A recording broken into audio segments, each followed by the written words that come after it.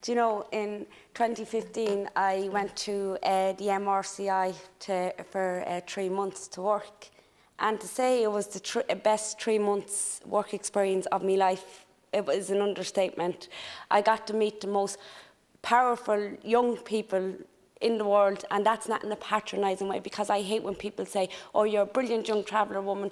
These young people that I met, this is their name, the young, paperless and powerful. These young people, Minister, grew up in an Ireland that they didn't know when a knock would come to their door and tell them that they have to get out of the country. These young people grew up. I remember being working at the time, and a few of the young people doing a workshop with them, and young people putting paper over their face so that they couldn't be identified for who they are, having to hide their identity.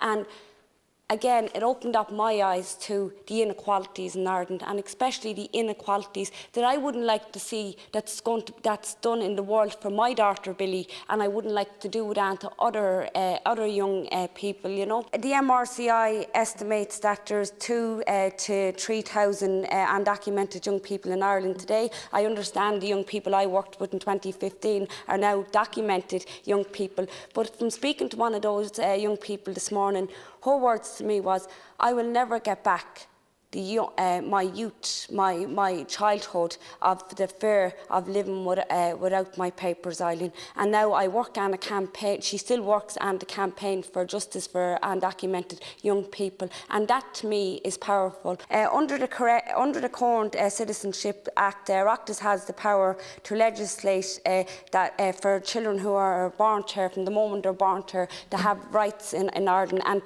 to be citizens of Ireland. In February, the Irish Times reported a 10-year-old child who was faced with deportation. So that's a 10-year-old child who was faced with deportation in the beginning of the year. A 14-year-old teenager who faced a deportation order from Galway, 12 years of age, for facing a deportation order. These are young people who play. We're all big GAA fans here in the Oireachtas. I know I am. I grew up in a GAA house. But these are young people who play in our local football teams, are young people who speak our Irish language. And, you know, without signing, we don't have to justify that they're Irish either. We don't have to say they've got better Irish than us, they do this better than us. But these are young people who are an equal part of our society. The Ireland of 2004 is a far cry from the Ireland of 2020.